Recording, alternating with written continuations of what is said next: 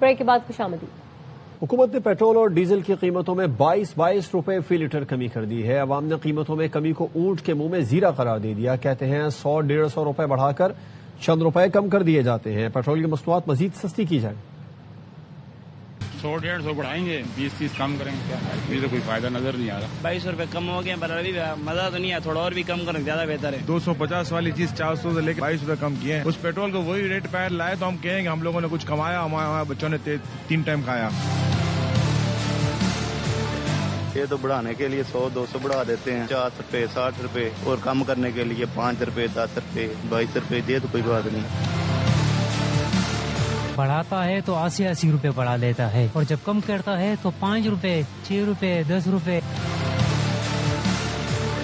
یار 22 روپے تو بہت کم ہے یار، حکومت کو چاہیے کہ پیٹرول کم سے کم 100 روپے اور لیٹر سستا کر دیا جائے۔ تھوڑا سا ریلیف ملی ہے لیکن زیادہ ملنی چاہیے۔ 250-200 تک ہو جائے پھر اچھا ہے، ہم لوگ کا غریبی ہوئے گا۔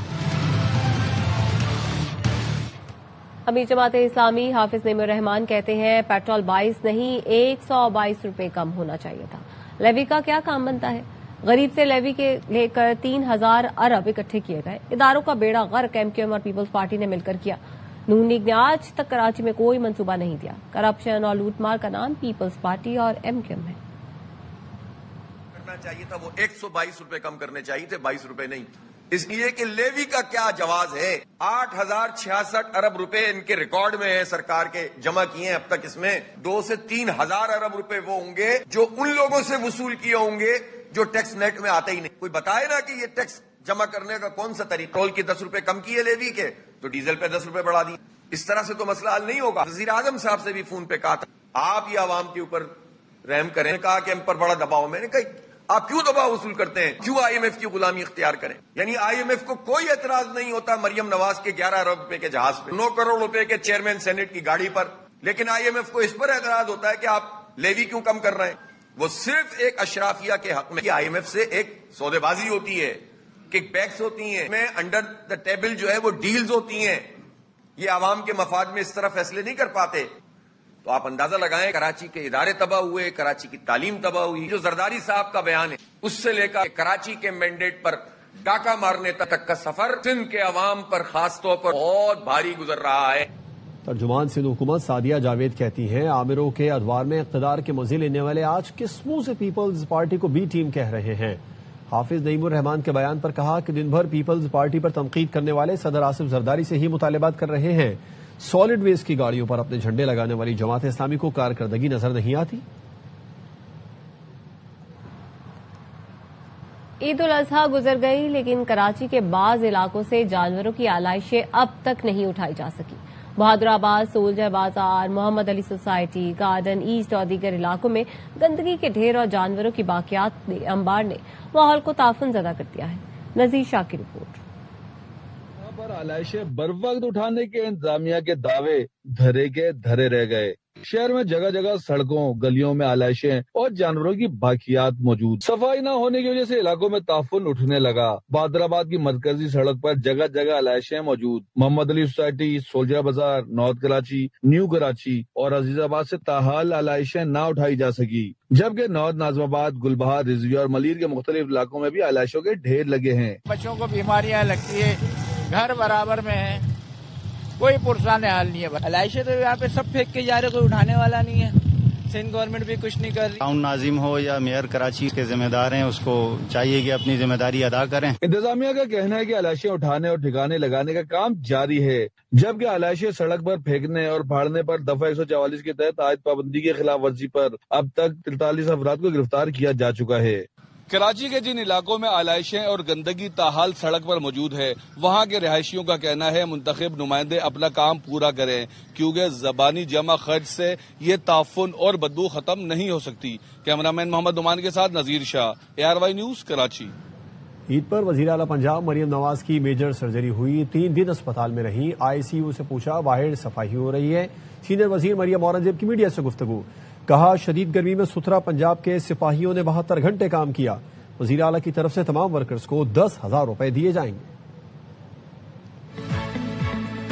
وزیر اعلیٰ اعلیٰ پنجاب کی ایک میجر سرجری ہوئی ہے. 3 دن وہ ہاسپٹل رہی, ابھی ICU میں تھی. ان کا پہلا سوال میرے سے تھا کہ بار صفائی ہو رہی ہے. اپنی میجر سرجری کے بعد وزیر اعلیٰ پنجاب نے خود اس پورے آپریشن کی نگرانی کی. ستھرا پنجاب ان کے دل کے بہت قریب ہے. ہر محلہ, ہر شہر, ہر بازار چمک رہا ہے اور دمک رہا ہے. تو وزیر اعلیٰ پنجاب کی طرف سے 10,000 روپے کا انعام جو ہے وہ سینیٹری ورکرز کو ادر دین دیئر سیلری جو اناؤنس کیا.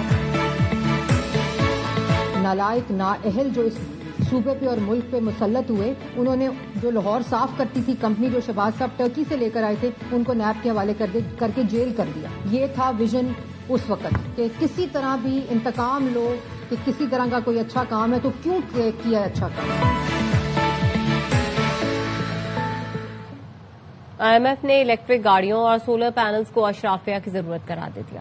ذرائع کا کہنا ہے بجٹ میں الیکٹرک گاڑیوں پر سیلز ٹیکس 1 سے بڑھا کر 18% کیے جانے کا امکان ہے.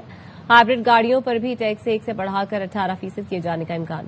ہائبرڈ گاڑیوں پر 8% کا رعایتی سیلز ٹیکس ختم کر کے 18% پر لایا جا سکتا ہے. سولر پینلز پر سیلز ٹیکس 10 سے بڑھا کر 18% کیے جانے کا امکان ہے.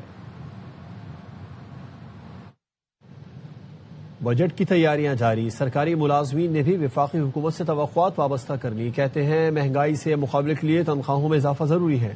اسلام آباد سے شعیب نظامی کی رپورٹ.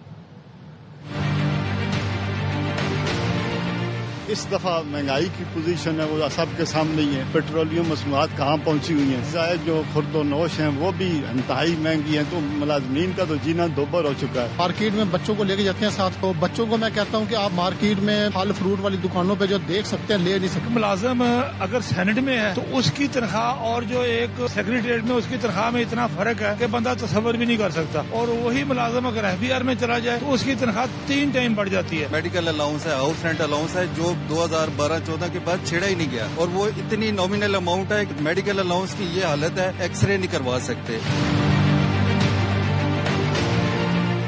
اور اب کچھ بات موسم کی تو پنجاب کے مختلف علاقوں میں موسلا دھار بارش, گرمی کا زور ٹوٹ گیا.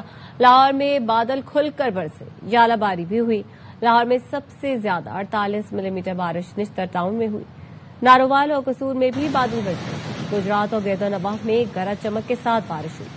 بعض مقامات پر ژالہ باری بھی ہوئی. چنیوٹ اور گرد و نواح میں آندھی اور گرد آلود ہوائیں چلی. آزاد کشمیر کے علاقے میرپور میں بارش سے موسم خوشگوار ہو گیا. کوٹلی میں بھی رمجھم سے شہریوں کے چہرے کھل اٹھے.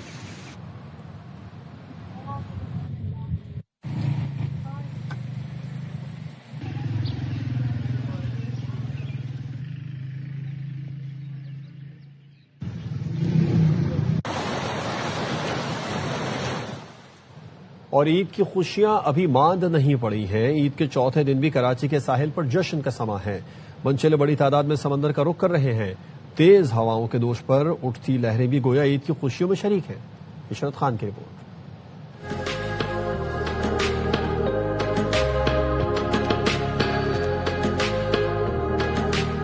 عید کے چوتھے روز بھی کراچی کا ساحل خوشیوں, کہکوں اور تفریحی سرگرمیوں کا مرکز بنا ہے. بچے ہوں یا بڑے, ہر کوئی سمندر کی ٹھنڈی ہواؤں اور دلکش لہروں سے لطف اندوز ہو رہا ہے. بہت اچھا لگ رہا ہے. آئے ہوئے عید کا چوتھا دن ہے, ہم لوگ کو فیملی کے ساتھ آئے ہیں, انجوائے کر رہے ہیں. صبح نکلے ہوئے تھے 6 بجے تاکہ گرمی نہ لگے. صبح کے وقت آئے, ٹھنڈا موسم ہے, انجوائے کیا. اب نکلیں گے گھر کی سائڈ پہ. نیلگو پانی اور سمندری مٹی سے اٹکلیاں کرتے بچے, گھوڑ سواری اور اونٹ سواری کے مزے لیتے شہری اپنے پیاروں کے ساتھ یادگار لمحات کو انجوائے کرتے نظر آئے.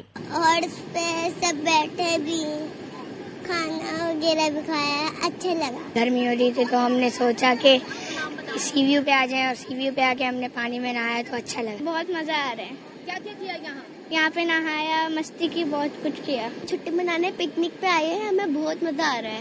ٹھنڈی ہوا چلی ہے, ہم پانی میں کھیل رہے ہیں. عید کی خوشیوں سے بھرپور یہ مناظر اس بات کا ثبوت ہے کراچی کے شہری ہر موقع پر زندگی کا جشن منانا خوب جانتے ہیں. شہریوں کا کہنا ہے مصروف زندگی سے چند خوشگوار اور خوبصورت لمحے گزارنے کے لیے سی ویو سے بہترین کوئی جگہ نہیں. کیمرامین مصطفیٰ معراج کے ساتھ عشرت خان, ARY نیوز, کراچی. مزید خبریں ہوں گی اس بریک کے بعد. ہمارے ساتھ رہیے.